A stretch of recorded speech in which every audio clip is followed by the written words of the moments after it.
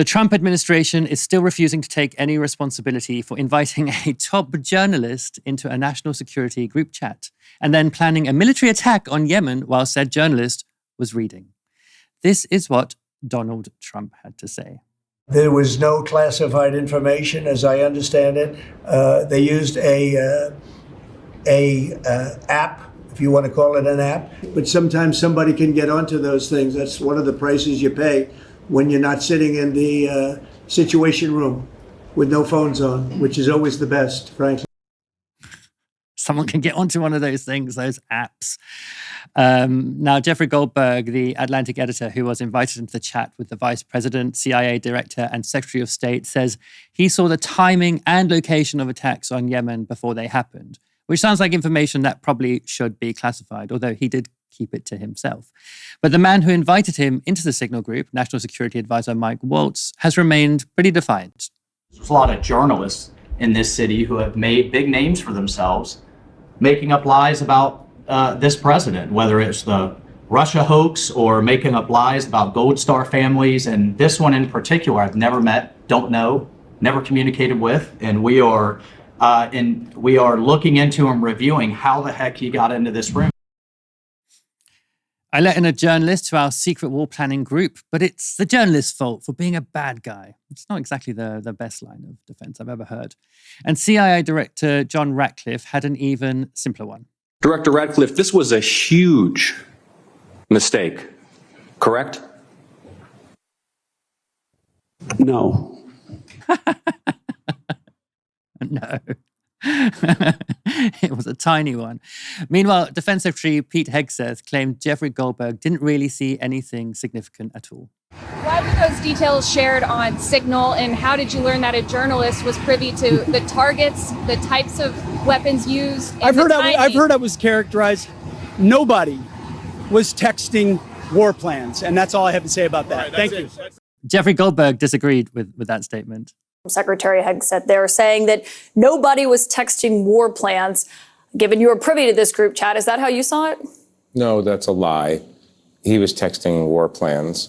He was texting attack plans. When targets were going to be targeted, how they were going to be targeted, who was at the targets, when the next sequence of attacks were happening. I didn't publish this, and I continue not to publish it because it felt like it was too confidential, too technical, and I worry, honestly, that sharing that kind of information in public could endanger American military personnel. Goldberg there explained why he hadn't published the war plans he said he'd seen, but that has now changed. Today, The Atlantic published a follow-up article to their original report. It's called "Here Are the Attack Plans That Trump's Advisors Shared on Signal." This is a part of that piece. As we wrote on Monday, much of the conversation in the Houthi PC small group concerned the timing and rationale of attacks on the Houthis and contained remarks by Trump administration officials about the alleged shortcomings of America's European allies. But on the day of the attack, Saturday, March 15th, the discussion veered towards the operational. And this is the key operational message. It's sent at 11:44, so before any attacks had begun. Time now, 11:44. Weather is favorable, just confirmed with CENTCOM. We are go for mission launch. 12:15, F-18's launch, first strike package. 13:45, trigger-based F-18, first strike window starts. Target terrorist is at his known location, so should be on time. Also strike drones launch.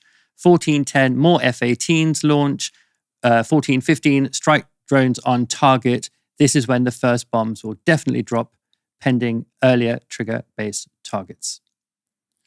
Remember what Hegseth was telling journalists on Monday? Quote, nobody was texting war plans. Well, what you've just seen there are blow-by-blow war plans, including the times and locations that targets would be hit. And regardless of what you think about Americans bombing Yemen, security cock-ups do not get much bigger than that.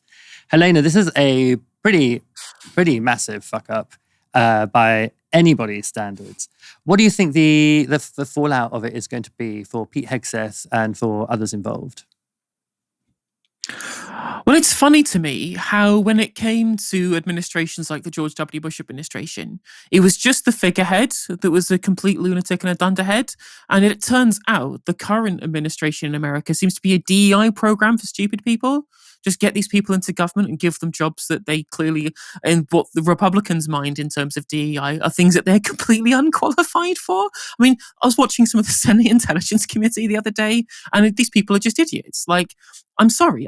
We've seen the statements made now in the Senate Intelligence Committee by people like Tulsi Gabbard and John Ratcliffe and Kash Patel. And specifically when it comes to Ratcliffe and Gabbard, both of them claimed that there was nothing of classified information in the statements that were made in the Signal chat. And we now know that's just obviously not true. I mean, I think that there will be serious ramifications. I mean, under any normal administration, we'd expect people to be sacked, like on the spot, for even being as careless to include an Atlantic journalist in their Signal group for war plans. This should be a very easy decision for any normal administration to sack these people for such a gigantic security breach, regardless of the ramifications of what's being planned. We've not even gotten into the fact that these were attacks which killed civilians in Yemen, of course, which you would have thought would have been really important for the Atlantic to share before they happened, to try and ensure that America didn't engage in huge amounts of belligerent warfare in the Middle East. But regardless, even so, you've got to wonder how close Jeffrey Goldberg must be to the intelligence community who is even included in this group to begin with. But I don't think we'll see any amount of sackings or firings of any of these people, because as the Trump campaign have made very, very clear, basic competency is not a metric with which that they adhere to when choosing their political allies or their political appointments. It's all about loyalty. It's all about loyalty and what utility they have to the central project from the people in the background, for the people who are actually masterminding the whole project from start to finish. That's what's important. It's having people in powerful positions who will do what you tell them to do and will parrot the party lines and will absolutely stonewall any criticism of the administration itself to maintain power and maintain control. Any amount of due diligence or respect for the roles which they've been appointed to, none of these things are relevant when the only thing that you care about is power and the maintenance of that as well. So do I think there will be any actual consequences other than embarrassment for these people? No, not really. For me, I think one of the most remarkable and also kind of funny parts of this story is that, the Atlantic is the outlet of choice for Washington hawks. And it's no surprise to me that Jeffrey Goldberg is close to the thinking and the talking about these operations. And as you say, despite being in receipt of information surrounding impending belligerent bombing of another nation, he chose to keep that under his hat. But what he couldn't keep under his hat is that there was a security breach, that there was a failure within the intelligence community that he's so close to. So not the moral failure of bombing children, but the sort of administrative failure of allowing a journalist inadvertently into that group. But I think he would have kept completely silent about the details of what was said in that group if he hadn't been undermined by the administration. If the administration hadn't said, "Oh, actually, this guy just thinks he saw something important, but he never saw anything important at all." And now, the story has got much bigger because they not only, as it were, violated the security protocols by having him in there, but once they had him in there, they couldn't even keep him on side. It's pathetic. Like, whatever happened to the CIA? Why didn't they just, have a quiet word?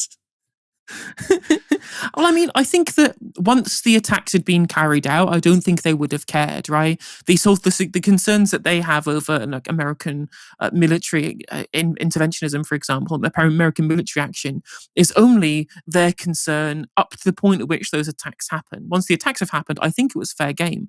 My assumption from all of this, so this is just my assumption and my intuition rather than something that that's come from actual specific evidence, to take it how you will. It's my belief that I think that the Atlantic knew there would be in a Senate Intelligence Committee, because it was obviously scheduled for last night or yesterday afternoon in the States. So they would be able to release the knowledge that they were in the group chat. And because obviously journalists aren't stupid, they know when to release information for maximum impact and maximum traffic to drive AdSense revenue and engagement, because that's what news websites are for in the 21st century. And so by releasing a small amount of information before the Intelligence Committee, they would be very easy for them to be able to trap people like Gabbard and Ratcliffe into saying things that weren't true after he'd previously said on CNN, no, I'm not going to actually release any of the messages. And then obviously the attacks happen. And then it's fine to release the messages now because you're not compromising the military security of the attacks that you support, most likely. And then as soon as they've gone into the Intelligence Committee and then they've essentially lied about the fact that there's classified information in these text messages, he then has carte blanche to release them and then trap them in the vice of his own making, whilst not undermining what he believes are the legitimate security concerns of America with regards to their belligerence in the Middle East. So it's a win-win as far as the American war hawks are concerned, because they get to pincer move on the people who they believe are unfit for government, whilst also not actually undermining American imperialism in the Middle East.